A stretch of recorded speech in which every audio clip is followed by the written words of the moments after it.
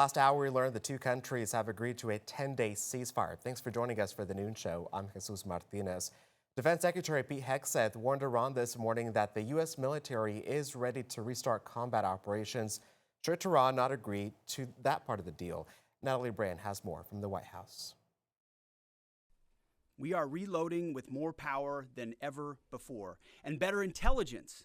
Even more importantly, better intelligence than ever before. At a Pentagon briefing Thursday morning, Defense Secretary Pete Hegseth had a warning for Iran if it does not agree to a deal with the United States. If Iran chooses poorly, then they will have a blockade and bombs dropping on infrastructure, power, and energy.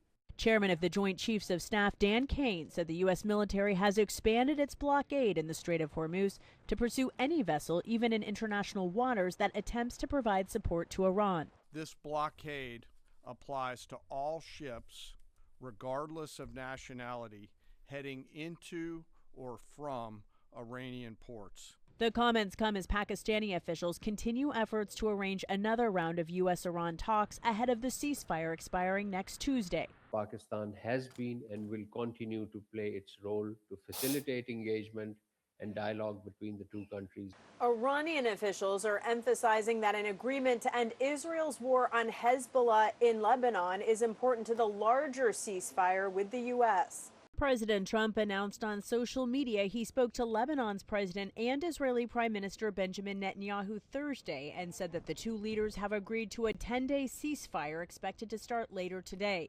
It comes days after diplomats from Israel and Lebanon met in Washington for the first time in decades. Natalie Brand, CBS News, the White House. And President Trump also announced he is inviting two leaders to the White House for talks. Also in the last hour, the House failed to pass a war powers resolution limiting the president's use of military against Iran in a 213 to 214 vote.